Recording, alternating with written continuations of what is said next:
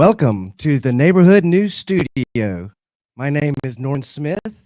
It is April 4th, 2022, and some of you may know who I am, some of you may not, but I am a citizen journalist in training, and I am here in Michigan to further my training. And it is my distinct honor and privilege to introduce you to John O'Loughlin and his show on McDuff Lives 3 and screamingospreys.com. And John is an accomplished author and musician and historian and aspiring chess master and a friend of mine. So good morning, John. How are you? Well, good morning, Norman. I'm so delighted to see you there in Michigan. I see you've been traveling. Yes, sir. I'm on the road and I'm having a good time this year. 2022 is the most adventurous year in my lifetime. So it's really been a journey this year. Yes, well, keep it musical. I love your music, and everybody be aware that Norman has a great YouTube channel. You can listen to his music at Norman Smith on YouTube. Well, thank you, John. And I'm hoping that soon we'll be able to get together and break in your new music studio. It looks really great from the camera side, but I'm eager to get in there and tune some instruments and really celebrate life through making some music. I look forward to it. I'm sure we'll get together as soon as we can. And once again, if you guys haven't heard the little duet we did about a year ago, it's available on in my videos. If you just look on my YouTube channel, you'll find us, and it's also on Screaming Ospreys TV on my website, screamingospreys.com. Oh, Yes, we had well, a good time. We were unrehearsed and we had a good time. I just want to say some of you might be looking for Andy, but this basketball here, I don't know if you can see the basketball, but yesterday I took Andy to the basketball court, and so he needs a couple of days to recover because I worked him out pretty good. oh, the poor guy. The poor guy. Yeah, I Mm. know.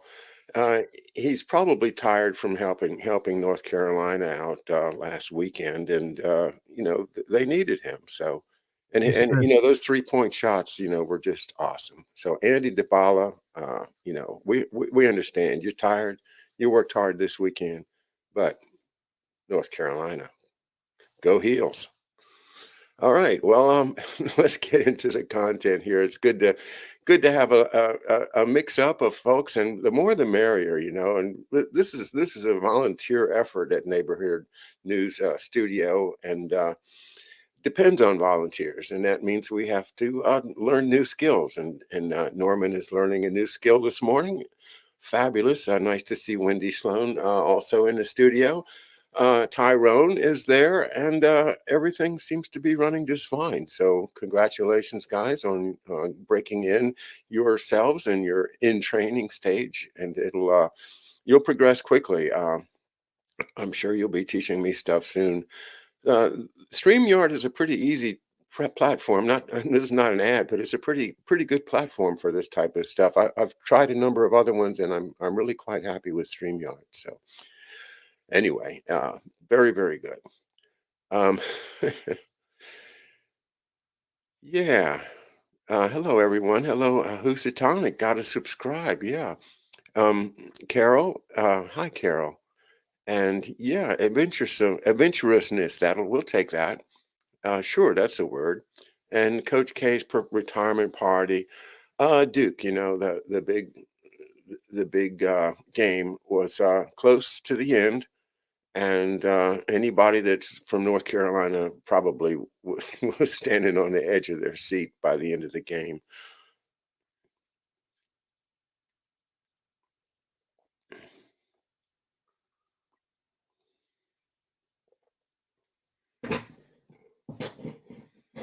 I went to William and Mary in Williamsburg, Virginia, which is maybe 100 miles north of Carolina. We go down to North Carolina now and then, and somebody in the car would always say, when you cross the North Carolina line, it'd say, "Take your shoes off."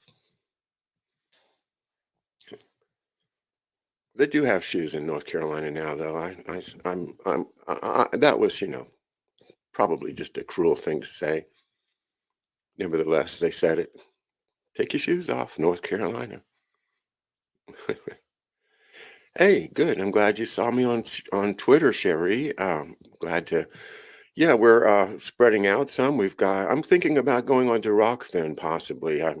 It costs $10 a month, and I've already spending like $100 a month on various services. But a lot of folks are going there, including Whitney Webb is over there, and she has a huge audience. So, by the way, did you guys see over the weekend there was a panel discussion at Unlimited Hangout on the issue I raised in a Twitter poll about a month ago, where I said, "Is Putin part of the New World Order, or is he acting sovereign as a sovereign leader on behalf of Russia?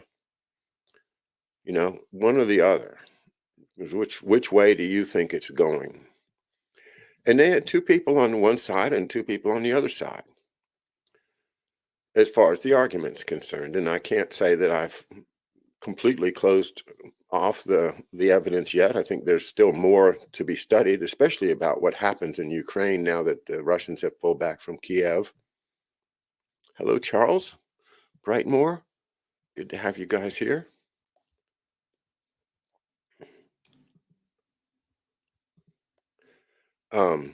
Hey, Norman, without coming on screen, I just want to know if you can do me a favor. Try to hover over the right side of somebody like Brightmore, or just somebody that wants to be a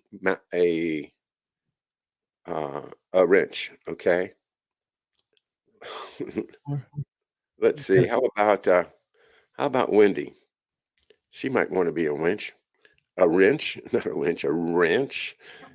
If you put your mouse over the right hand side of her name there Yes, should sir. be three dots that show up. Oh, there's Kathy Sue. She wants to be added. Oh, yeah, yeah. See those three dots? If Yes, you push sir. those three dots, does it give you the chance to make her a moderator? No, sir, I don't see that option from this angle. Okay. Well, same problem with me. It doesn't give me the chance to make a moderator like it used to. So, all right. Okay. Thanks. I'll do That's some research and figure out how we can do that. okay. Well, all right. Let me get back into my content then. Thanks, Norman, and thanks everybody for indulging me as we figure out. It's a YouTube question, not a StreamYard question of how to add moderators. Okay, so my show today is captioned JFK and the Big Con. And by a con, you know what I mean? I mean like a con job, a huge fraud, like The Sting, the great movie with Paul Newman and uh,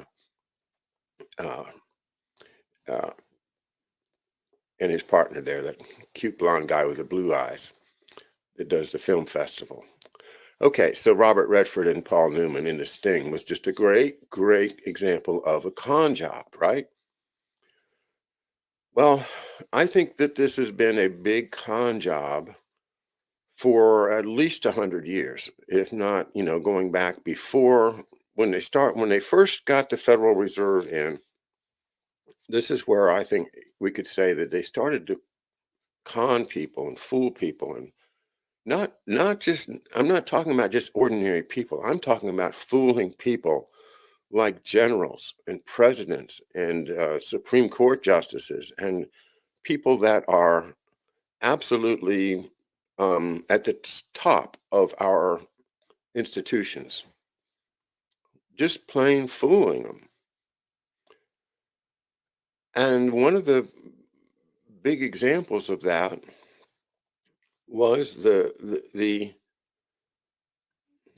way that they covered up the assassination of JFK. It was part of the big con job. And I think that JFK was never really let in on the big con, and that he was played. He was played like my father was played, like McDuff was played. Here, come on, work for the Joint Chiefs of Staff. It'll be the most important job you've ever had. you'll get to know all the important people, you'll be in on the biggest decisions. How could you turn that down? But then you get into it and you see what's really going on and you can't get out of it. And then you object and you try to fight the system, and eventually it takes you down, because it's just impossible for any one person who sees through the con to take down the con. Okay. Thank you, Tom. I'm glad you like my shows. We've got three YouTube channels now, as well, and we're also on Facebook now. I haven't been pushing the Facebook one because I don't like to deal with their copyright issues, but the insurance is there, so that if they strike two of my channels, I still got number 3, and I'm going to keep it that way. But on YouTube, it's going to be McDuff Lives 3, where we're constantly here. And the other ones, I might use them from time to time just to keep people in the loop, but not take any chances as regards content.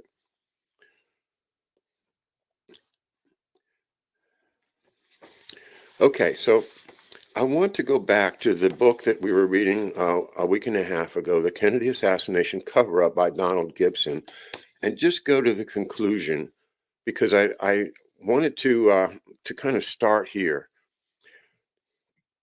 to remind us where we were maybe 2 weeks ago studying this book. And the conclusion on page 266 is called Conclusion and Beginning. And I'm going to read this because this is very, very important to my theme today. JFK, acting as President of the United States, and John J. McCloy, acting as Executive Secretary for the establishment, represented two different and conflicting views of government. Kennedy's view was descendant from Alexander Hamilton and Supreme Court Chief Justice John Marshall. That view was also expressed in the policies and goals of John Quincy Adams, Abraham Lincoln, and Franklin D. Roosevelt. In a very slightly populist form, it also appeared in the politics of Huey Long. McCloy, Atchison, Dulles, Rostow, Alsop, and Reston all spoke and acted for a different concept of government. They represented an Eastern establishment or Anglo-American establishment view that has its origins in the political philosophy of John Locke. Locke's amalgamation of feudalist and early capitalist values assigned to government the task of maintaining and defending the privileges of the dominant propertied interests. Okay, John Locke, you don't need to know who he was, except for that he was a 17th century political philosopher that's very much relied upon by later political philosophers and cited often as one of the sources of our founding fathers' thought. But what we know is that John Locke was an advocate of the amalgamation of feudalism and early capitalism to keep the privileged in their places, to make sure that the common people never rise up. That is John McCloy. That is Atchison. That is the Dulles brothers, Walt Rostow, Joseph Alsop, and James Reston, as mentioned in this book. And it's really a good book to have on your shelf if you want a good writer who reaches this conclusion. That these are two different views of government. Okay. Now you remember when he mentions John Marshall, and John Marshall being a representative of the Virginia Patriots. John Marshall, the first or the Chief Justice of the United States in the early 1800s, who made it clear that the Constitution is the supreme law of the land. Before that, it was possible to consider the Constitution as just a kind of a general guideline for the elites to go by. there was a period in our history, you can find it in the history books, called loose construction. And that is the idea of, hey, these are general rules, but we're the smart people and we can do what's needed. Well, those smart people were outfoxed by John Marshall, whose idea was that the Constitution is based upon the consent of the governed, and the governed are the people that are the ones that can change the Constitution. But until they do, you got to follow what the Constitution says. So now in 2022, we're in a situation where people have forgotten that John Marshall said that. People have forgotten that you can't trust the elites. People have forgotten that science is a ongoing question and never a fixed fact.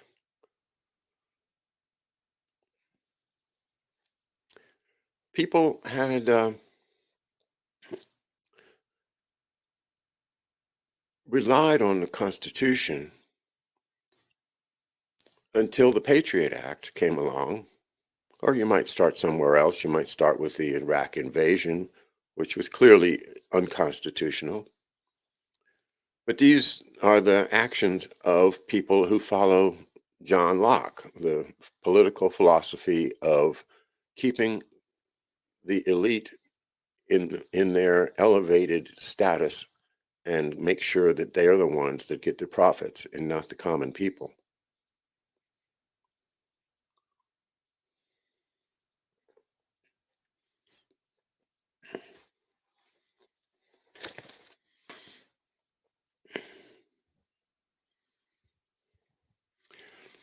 And just to continue reading a little bit, in this very wearied tradition, government is to be generally passive, except in its police and defense functions.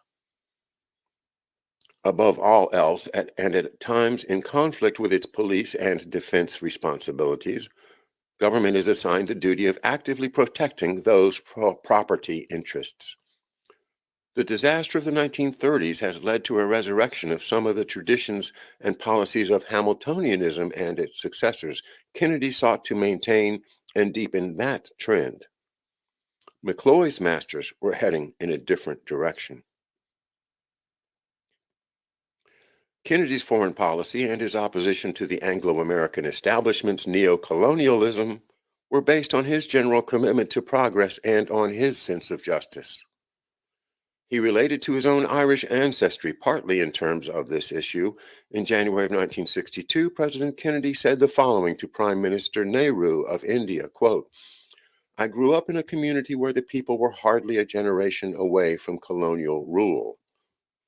And I can claim the company of many historians in saying that the colonialism to which my immediate ancestors were subject was more sterile, oppressive, and even cruel than that of India." Kennedy's opposition to colonialism and all similar policies were part of the public record throughout most of his political career.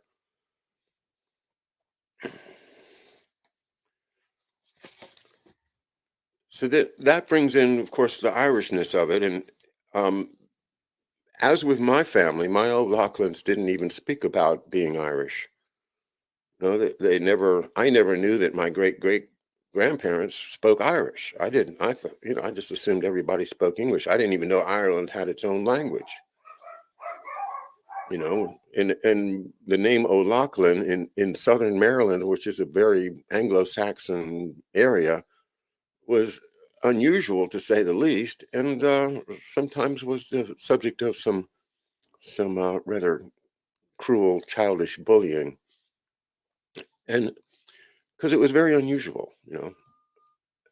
Well, that's the sensation that you get when you are in a lace curtain Irish situation where they're trying desperately to make it into that upper elite status. But what's happened, with all of them, is that they are turned into servitors. And that's Professor Hamamoto's wonderful word and his work. And it just showed when you read his book, Servitors of Empire, you understand what's happened is that, he sees it with the Asian people, but it was also the Irish people. And of course, the Scottish people and anybody else that the British could dominate.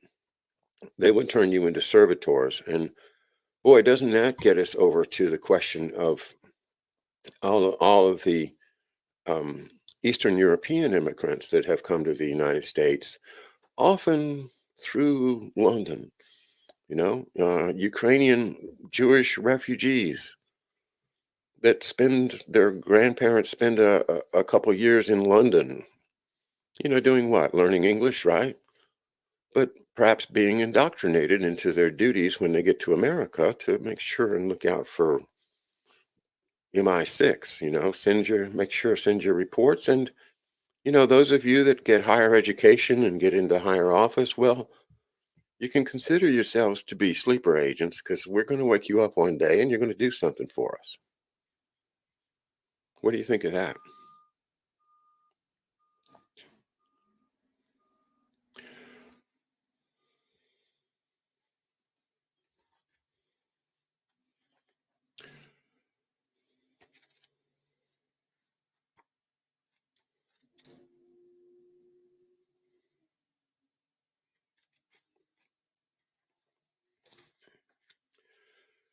So let me take a minute and kind of back off into earlier times when, say, my father was a young boy in the 20s and 30s, okay?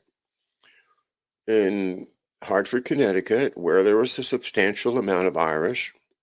And matter of fact, the mayor of Hartford, Connecticut was my grandfather's uncle. His name was Kinsella, and he was the Irish American mayor of Hartford, Connecticut, one of the first generation of Democratic power in Connecticut. The Republicans, of course, were the Dulleses and the old money of Connecticut, the Whaleys and all of that. But here comes the Democratic Party and headed by immigrants, right? So Kinsella is the mayor of Hartford when my dad is a young boy growing up there. And everything that they learn about Europe, you know, they believe. And here comes World War II. And so my dad, like everybody else of his generation, joins the military, you know. And, in his case, he was trained, he was prepared at Loomis and Harvard to become an officer, and he became an officer, and he would have stayed in the Navy, but for certain pressure put on him by his family of origin to come home and to become a lawyer, to rise up in that Anglo-Saxon power struggle that the Irish were hoping. They're hoping, to get into there, to crack that glass ceiling, to be really elite powers in America, like Joe Kennedy wanted to do.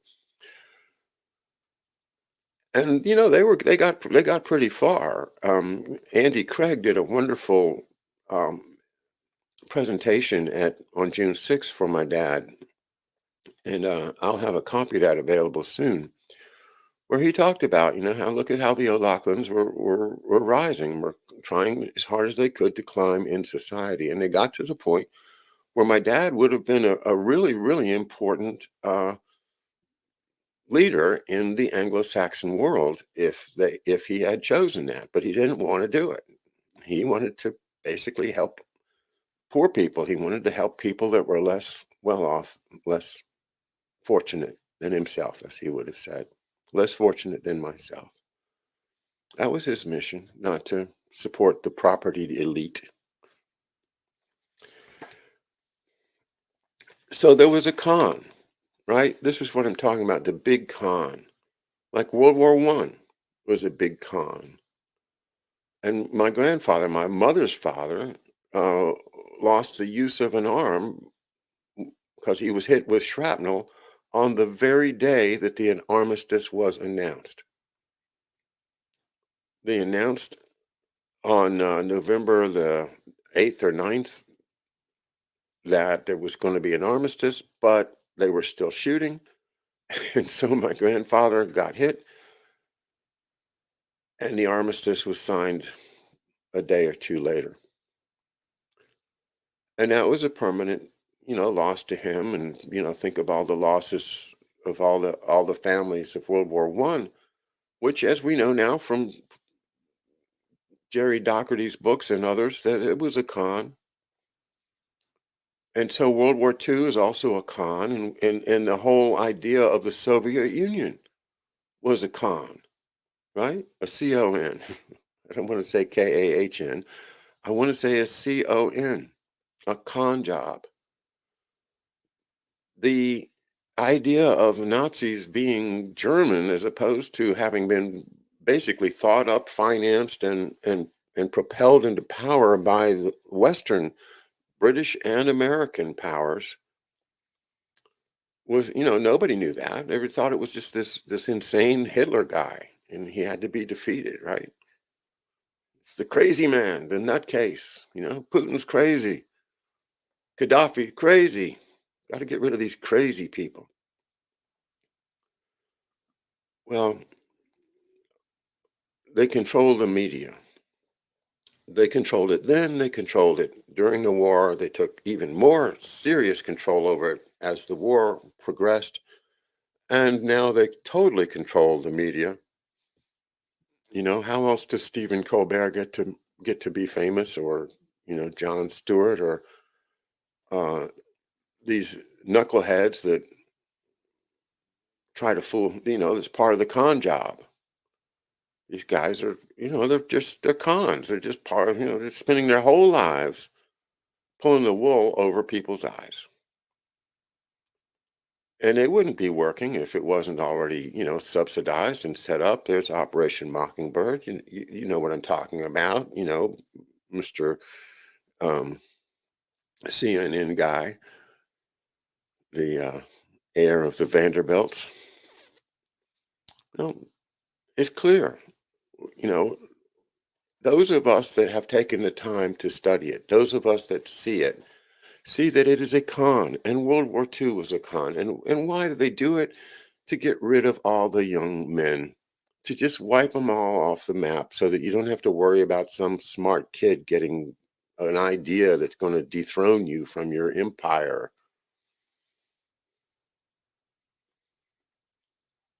They just want to and mass murder of civilians is also a very popular goal of war. They didn't even care about the munitions plants. They were bombing the residential areas, which they knew wasn't going to win the war, but that's what they did. The British and the Americans. They didn't bomb the headquarters of IG Farben. No. They bombed civilian areas. They bombed Dresden, because their motivation is not to win a war. It is to kill as many people as they can. Because a small population is easier to control than a big one. And they want to control the whole world. And I don't care who it is that we're talking about. Is it the Jesuits? Is it the Pope? Is it the Freemasons? Is it the communists? Is it the socialists? Is it the Indonesians? Is it Putin? Is it, it's all about controlling the entire world. That's the goal. Then they own all the resources. You don't have to fool around with making deals anymore. It's all going to be theirs.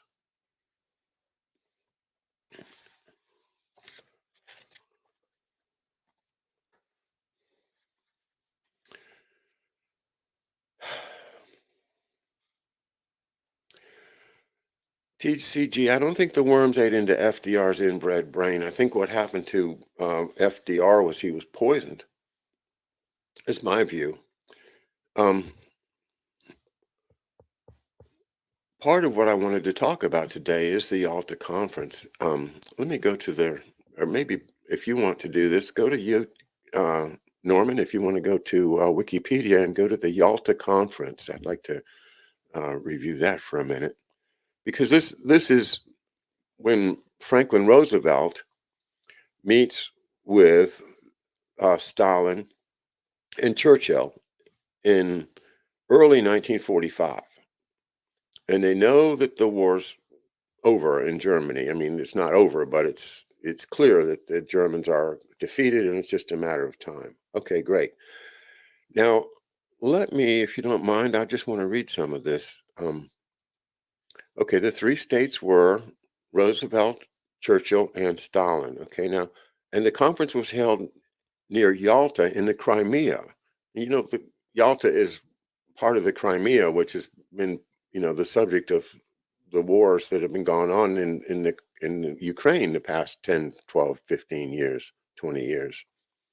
But anyway, that conference was held there in the Soviet Union, and at that time, Yalta was part of Crimea, which had been won back from the Nazis and was thoroughly, at that time, Soviet Union territory. Scroll down a little bit for me, Norman. There's a part that I wanted to read about, yeah, keep going. All right, hold it for a second. Hold it.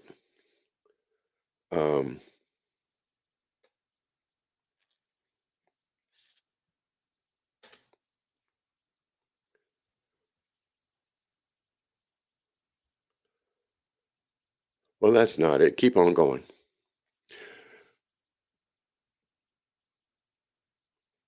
Keep on going. There's a part there which I wanted to read. But I'll tell you what, let me just do it off the cuff. We'll take that down. Here's the point. At the Yalta Conference, the Morgenthau Plan was the American offer on the table as to what to do with Europe at the end of the war. And the Morgenthau Plan called for the deindustrialization of Germany and to make it into smaller states that would be unable to combine together to ever present a war-making power in the middle of Europe, the way Germany did in World War I and World War II. And this was Roosevelt's idea, was to demilitarize Germany. Because Roosevelt, there you go. If you look over on I think the one on the left is the Morgenthau Plan. But you see what they're doing is they're chopping it up into different parts. But more importantly, the Morgenthau Plan is to deindustrialize it, make it impossible that Germany could ever become a world power in the foreseeable future. And that was going to happen according to the Yalta Plan. However, this is where Roosevelt comes in, and Roosevelt is now going to die. And Roosevelt dies on April the 12th, 1945, under what I consider to be very suspicious circumstances. But I won't study them right now with you, but you can look into that. But suffice to say, it does appear to me that Roosevelt was poisoned. And the timing is incredible because the war was just about to end. Roosevelt dies, and then they set up another conference. And this conference is called the Potsdam Conference. And at the Potsdam Conference, it's now in May of 1945. Roosevelt is dead, and who's there in his place? It's Truman. And Truman is the representative of John McCloy. We spoke of the two different visions that John McCloy, John Locke, Harriman version, and the Roosevelt version, and Roosevelt following John Marshall and the rule of law and the Constitution. The Rockefellers, of course, being a law unto themselves, don't bother with things like constitutions and sovereignty and national boundaries. So McCloy, who was an agent, a very top agent of the Rockefellers, as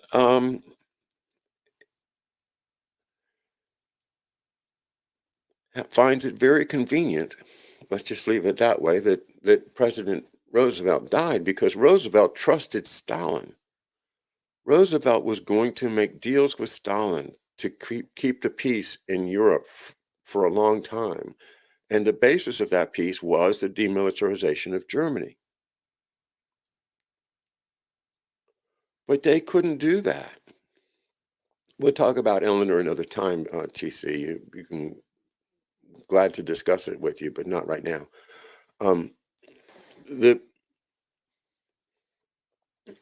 Yeah, it still is. That's right, Corky. It's still poisoning is a cinch, and a lot more of it's going on in history than they've ever told about. So anyway, here comes Truman, who comes out of a crooked machine in Kansas City, Missouri, who is completely unsophisticated about foreign policy or the world, and does what he's told, or does what he's suggested. He has people, suggesting to him this and that, and so he reverses the Morgenthau Plan. They do not demilitarize Germany. They do not make Germany impossible to grow back into a military dominant power.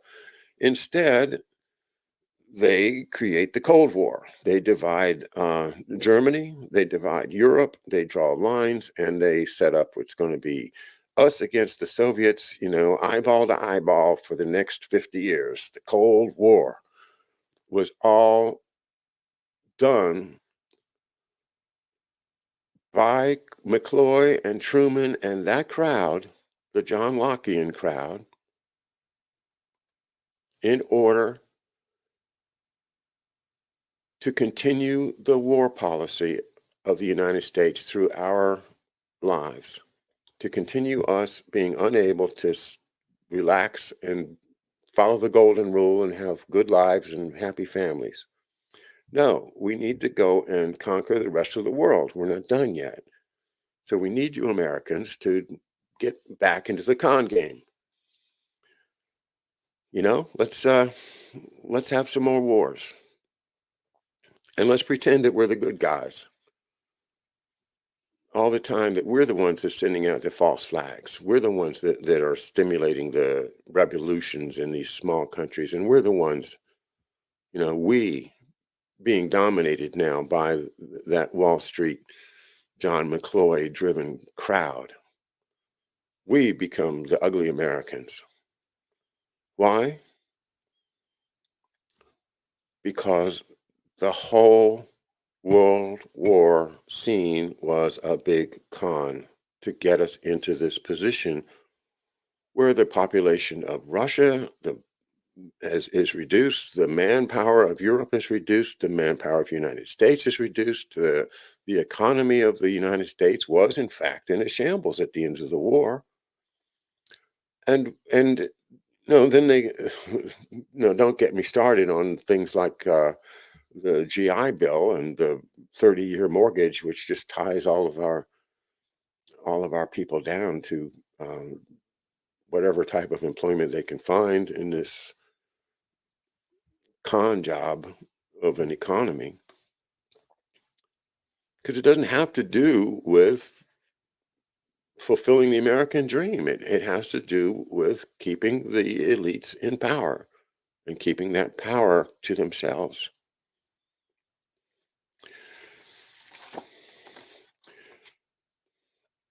So this book is the other one I wanted to reference today. This one's called Regime Change, the JFK Assassination by Jacob Hornberger. And Jacob Hornberger explains the con job, I think, as well as anybody else does about the assassination of Kennedy. So once again, turning to the conclusion of this book by Jacob Hornberger, I'm going to read some from there, chapter 10 on page 83. For more than 50 years, proponents of the Warren Report have maintained that those who believe that President Kennedy was the victim of a conspiracy orchestrated by the national security establishment simply cannot accept the notion that a popular, admired president could be felled by a small-time loser in life.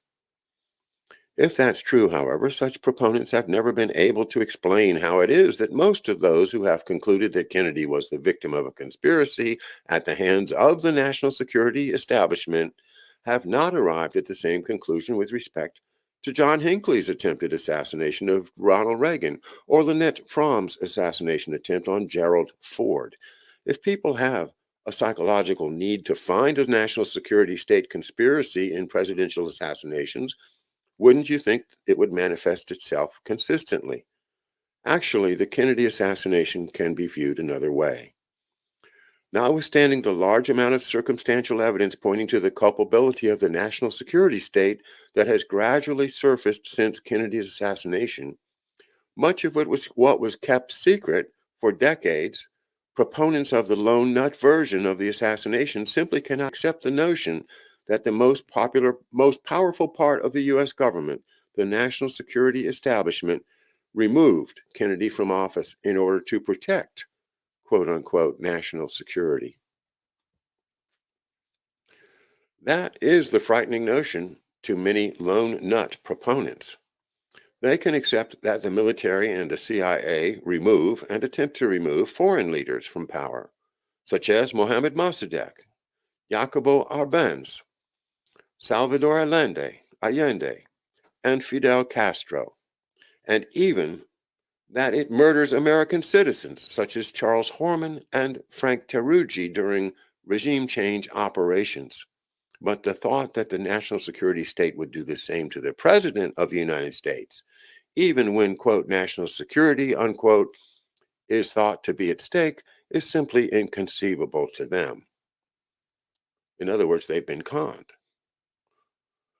But let's ask ourselves, what if the American electorate actually did elect a president whose naivete and incompetence were, in the minds of the national security establishment, leading the nation to defeat at the hands of an enemy? What then? My hunch is that many Americans would in fact welcome the removal of the president from office by the military or the CIA. It was that danger, the danger that an enormous standing army poses to the democratic process, that Eisenhower was warning about in his 1961 farewell address. It was that same danger President Kennedy had in mind when he encouraged Hollywood director John Frankenheimer to make the novel 7 Days in May into a movie. It could not have been a coincidence when the former president, Harry S. Truman, suggested 30 days after the Kennedy assassination that the CIA had become a sinister force in America's governmental structure. If anyone fully understood the workings of the CIA, it was Truman, the president who had brought the agency into existence. Eisenhower and Kennedy were not the only Americans who understood the dangers that standing armies posed to the freedom and well-being of a citizenry. Our British and American ancestors, who had plenty of experience with tyranny at the hands of their own government, felt the same way.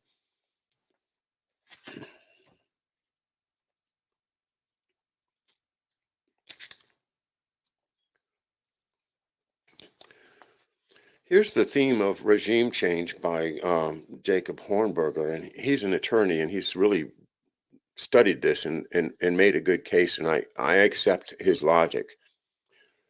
That the single bullet theory doesn't make any sense. The magic bullet, if you recall the story, okay, Lee Harvey Oswald is supposedly the only shooter, and he has this rifle called a Carcano rifle, which is a breech loading rifle that you have to load each bullet in as you shoot. And from the Zapruder film, they were able to time how much time he had, to get the shots off. And the maximum that they could possibly put into there was 3 shots. Now, they already had to account for one of them, which had been a stray that missed, but they found, evidence of it. And so it leaves the impossible situation that one bullet went in one way, went out another way, and then went over and went into Connolly, Governor John Connolly of Texas. And they've always called it the magic bullet theory. And so it's kind of like mocking it, like, that's a stupid theory. You need to have a magic bullet for that to be true. But how is it then that the Warren Commission accepted it? And how is it then that our military has accepted it? And how is it then that the American people, even in spite of Oliver Stone's movie, are still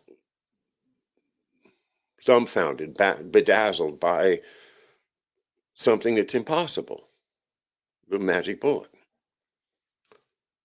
And finally, I feel that I've found the answer, and it's right here in this book. And here's the summary of what I read when I read this book.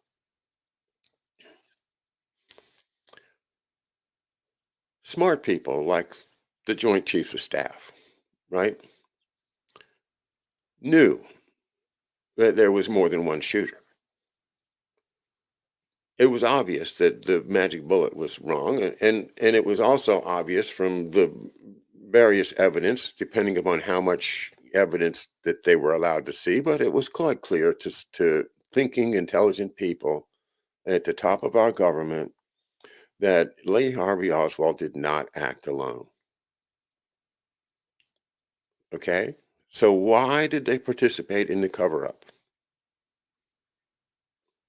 And this is the genius of it. It's kind of an Alan Dulles type of genius that maybe it was Kissinger, whoever thought this up. Who was it that ran it? Was it Shackley? I can't remember who ran it. But these guys are smart. And so what they did was they created the impression that, yes, this was a communist conspiracy. That Lee Harvey Oswald, as you know, they marketed him as a communist, right? For the purposes of the press, to let people think that he was pro-communist. I mean, in fact, he was anti-communist. But they had, photographs, and he had this flyer, and he's acting like a communist, and he goes to Russia. So, okay, we've got now a legend of Lee Harvey Oswald, the communist. Well, if he's a communist and he's one of the shooters, who are the other shooters? Well, the other shooters have got to be commies too, right? That is where they got the military. That is where they got the smart people in the administration that weren't part of the con. They were able to sit down and look them in the eye and say, look, the American people cannot know that this was a communist conspiracy. If that gets out, then our military, our people are going to scream bloody murder. And they're going to go and they're going to demand that we go to war with the communists. And that will be a nuclear war. And so if we let the American people see what really happened here, which according to the con is that it was a communist conspiracy,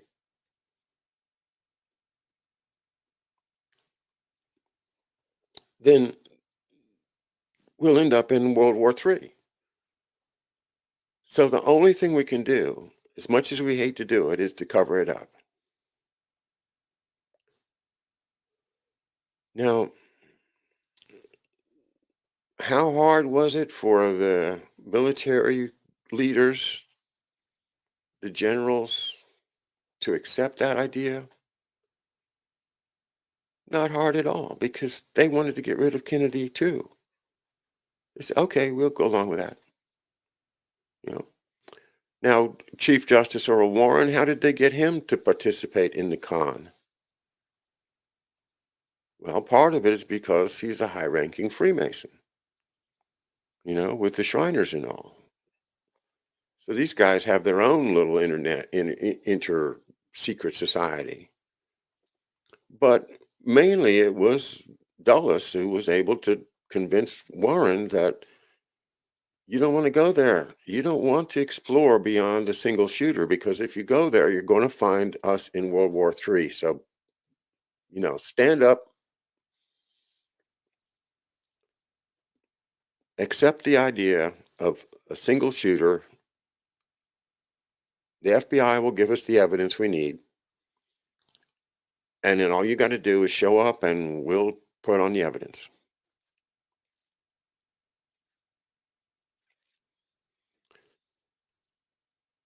So the big con, from the point of view of the deep, money, the deep money that was behind World War I and World War II, and now behind the horrors of today, that deep money doesn't just con the common people. They con President Roosevelt, they con President Truman, they con the Joint Chiefs of Staff, and when people get into the con, their lives are now completely forfeit because they are now servitors. And when they're done with servitors, well, the servitors just don't last very long.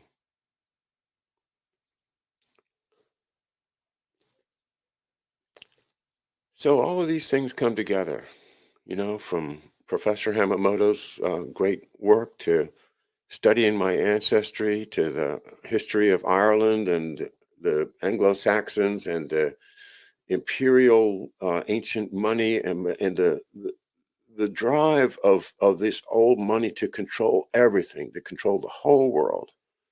That's what's behind this World Economic Forum and the digital ID and the central bank currency and all of this stuff.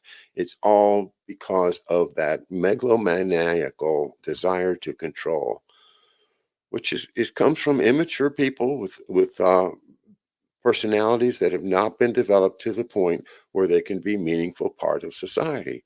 So they turn into bullies, and bullies, unless we all get up and stand up, are going to rule. Harry Honkanen, nice to have you back. How you doing, Harry? Yeah, East India Company is now called BlackRock, Vanguard. Yeah. So we educate. We try to spread the word. Neighborhood news studio. Spread the word. Mix it up. Bring in new people. Different points of view, different ways to see, and from all of the different points of view, we will see the truth, and we will know the truth, and the truth will set us free. Yes, it will, John. All right, thanks, Norman. Turn it back over to you guys. Have a great show this afternoon, and we'll see you tonight with the great Garland Nixon on McDuff Lives at 8 p.m. 8 p.m. tonight with Garland Nixon. So I'll see you then, and have a great afternoon. Thank you, Norman. Thank you, John. Awesome. So at this point, folks, we're going to play a little musical interlude of the great John and Norman here playing. What are we playing here, Norman? What is this song? This land is your land. This land is your land. So please enjoy this. Oh, to John, I think you might want to say hi. We were going to play a little transitional song here for the audience, but go for it. Thank you, John. Awesome. So yeah, this here is Norman jamming with John a few months ago over in Mystery Island. So please enjoy this musical interlude. And for folks watching on the McDuff Lives YouTube channels, you'll see the broadcast go away there. And if you want to continue following us through the day, of course, always join us at neighborhoodnewsstudio.com, where you can keep watching all the action. But we're going to take those YouTube channels off, play this song. Norman, Any thoughts on that last show and the next show coming up? We got. Well, that was great. It was a history lesson that I needed. That's from before my time, and it lets me know how we've gotten here to a place where we're being bossed around by people that don't respect liberty. And I've always wondered how we got here, but now I know. Well, this land is your land. This land is my land. This land is Our land. Our land here. I don't know if I know all the words to this song. I have to learn it good here. Here we go, huh? Norman came up here from Wilmington, North Carolina today, a beautiful, beautiful little city. When I visited maybe 10, 12 years ago, and love to go back. So Norman, I'm gonna take you up on that. I want to come back down and see that beautiful little town.